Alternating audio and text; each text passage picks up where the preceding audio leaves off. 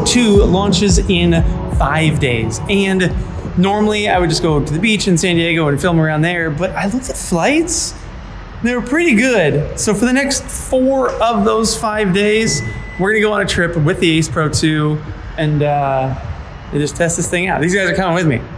All the girls coming with me. We only got 4 days though, and we gotta make this video happen. Are you, what are you doing? What are you doing? Hey, we're gonna get these bags out. Let's go, girls.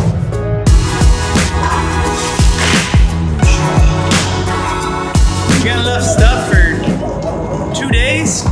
We're gonna be traveling all day today. We've got Saturday and Sunday on the beach in Maui, and then we fly home Monday, and I need to edit this video on the plane so that I can post it Tuesday morning. 4 days, but 2 are travel. 2 are on a plane, and 2 are on a beach.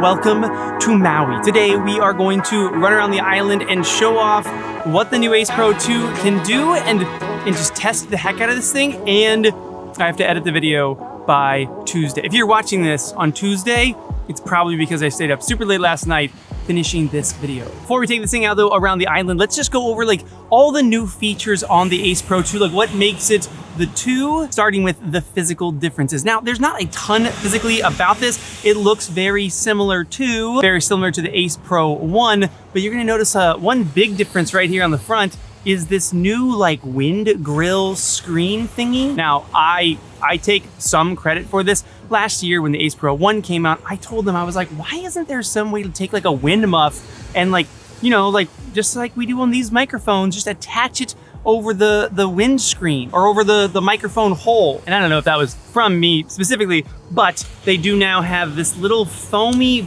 bit piece. So it's like a piece of foam inside this little cover that now covers that microphone hole. They now have new wind algorithms, and they are actively trying to give us better audio when it gets windy. The weird thing about action cameras is like they have tiny little holes for microphones, and then we go out and we do action with them, and you just hear wind noise the entire time. We'll do a little side-by-side audio test later on. The other big difference though is now in the Ace Pro 2, a removable lens guard. Removable lens guard on the Ace Pro 2. We now have it user replaceable.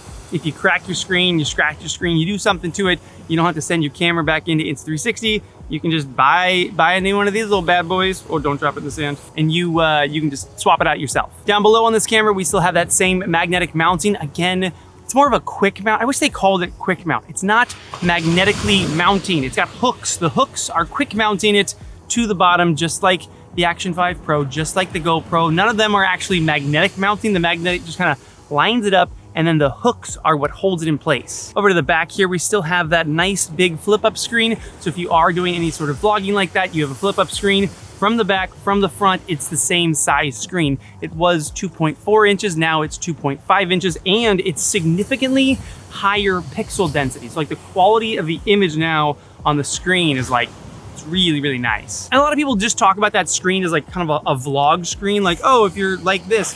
How I primarily use it, why I primarily reach for this camera is when I wanna film my kids, because I wanna put it in like this 90-degree attitude, and I wanna hold the camera down here or be able to hold the camera like low to the ground and see my shot. Or if we go somewhere and I need to hold the camera super high up and get like a really kind of top-down shot, I'll also put it like this, but now I'll hold the camera upside down and I'll reach up as high as I can like this, and I can still see my shot. And because the camera knows to flip the shot, it's right side up when I edit it. Yeah, honestly, a lot of people really talk about that as like a vlogging screen, and it is really good. Like holding this camera up to my kids, I always get my kids to look at the camera because actually they're looking at their little faces on the screen and they're like, oh, and I get really cute shots because they're making their funny faces. Sun is coming up. Okay, let's get to the image quality specs though on the Ace Pro 2, and we now have a brand new next generation 1/1.3 inch sensor. Just like the Ace Pro shared the same sensor as the Action 4, now the Ace Pro 2 is using that same sensor from the Action 5 Pro. So same 1/1.3 inch sensor, same 13.5 stops of dynamic range. 13.5 stops of dynamic range on an action camera is kind of wild. Oh, it's so bright. Oh no, the sun's really coming up now. Now, how Insta360 is using that 1/1.3 inch sensor is different than how DJI is using it. These guys are kind of going for more of a, in the camera, as you shoot it, the footage is gonna look incredible. And to do that, they've given us 2 chips now. We now have that 5nm AI chip, but now we added a Pro imaging chip, so twice the computing power on the Ace Pro 2. You know how like sometimes on your phone, you take a photo and you're like, oh, that looks better than what it would have looked like if I would have gotten my thousands of dollar mirrorless camera out. This light's crazy. It's because the iPhone or whatever phone you're using is doing a lot in camera to process the image and then give you something that's like ready to go. Like not something that you have to take into Lightroom and work on and make it look good. It looks good straight at a camera. And while DJI is taking this 1/1.3 inch sensor and giving us things like 10-bit D-Log-M, these guys, again, are trying to do as much in camera as possible, even adding in 2 new color profiles from Leica. We do have that same Leica Sumerit lens on there. It's co-engineered with Leica, 2 Leica standards, and now Leica has approved 2 color profiles in the camera baked in. So like when you film that footage, it's baked in, but it's Leica looks. We have Leica Vivid and Leica Natural. I think the Leica Natural looks amazing. Now they did add in a new iLog mode.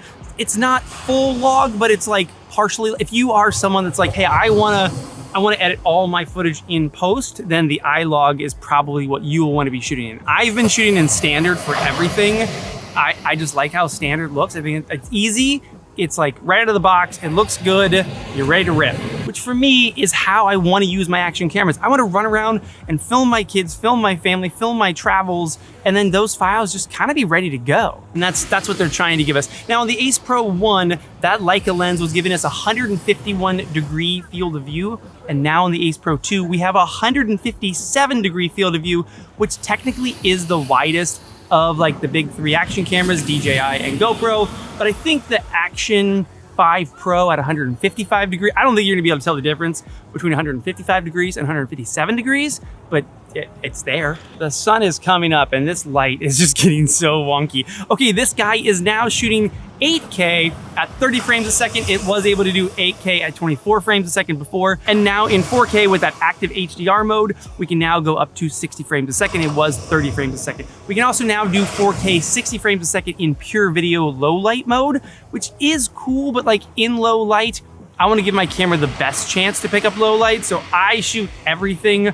4K 24 in low light. That's gonna give you the best possible ability. Actually, maybe even 4K 30. 4K 30 might even look a little cleaner than 4K 24. That's about frame rates. We'll chat about that later. And then we also still have that 2x clarity zoom mode. This camera, because it has an 8K sensor, the DJI, by the way, also has an 8K sensor that it's using that quad binning pixel mode to make 4K. But on here, you can undo that quad pixel binning mode and essentially take a 4K image, zoom in 2x, and it's still 4K. And it looks pretty dang good. Like in good sunlight, it looks beautiful. When it gets a little dimmer, like a little darker situations, oh, it's getting dark again. What the world? There we go. Gonna be a lot of this in the video. In dimmer situations, you're gonna wanna stay at that 1x. The pixel binning is helping you in dim situations for things to look good. But if you're in like bright sunny situations, like filming here on the beach, I can punch in 2x and it looks really killer. And yesterday while traveling, that was super helpful. Like there was a lot of times where I was filming something and I was like, this shot is just way too wide. And even in D-Warp or linear mode, like still way too wide. And then you punch in 2x and you're like, oh, that's the shot I wanted. Like I wanted that kind of like tighter look.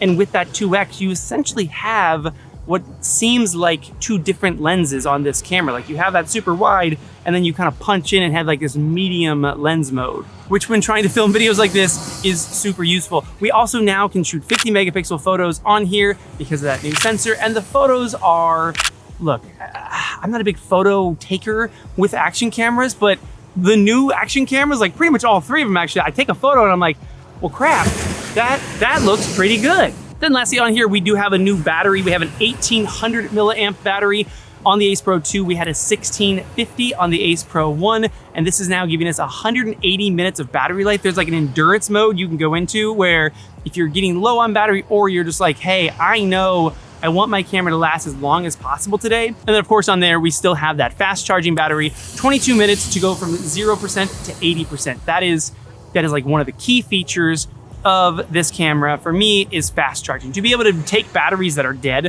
while we're out on an adventure like this, run back to the hotel, plug them in, 22 minutes later, that battery is at 80%. I'm ready to rip again. Like we're back out filming. Fast charging is very important to me.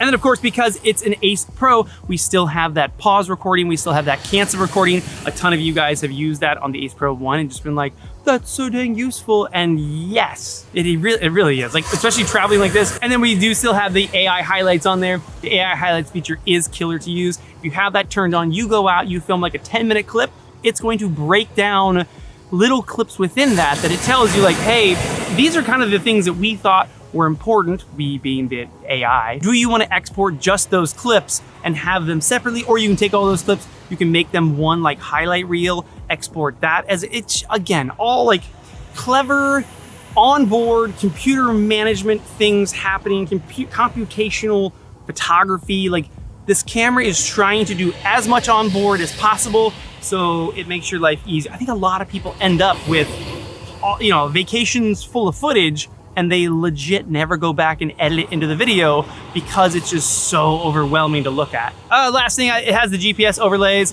works with Apple Watch, Garmin. It also works with Coros? I don't know what Coros is, and IGP Sport. It works with all those to do like the GPS overlays on the screen. Okay, hey, let's go get the girls. I'm gonna go wake them up. The sun's like finally above the mountain now. I'm gonna go wake them up and yeah, we're gonna go rip around Maui. Hopefully I was able to like splice in some of these shots while I was talking to you guys, but now is the fun part. Now we're gonna go rip. I'm gonna go see if I can find some sea turtles out there to swim with. And yeah, just look, I just figured Maui would be more fun than San Diego again. So yeah, I brought the family to Maui. It was really just a good excuse to bring my kids to Maui for the weekend.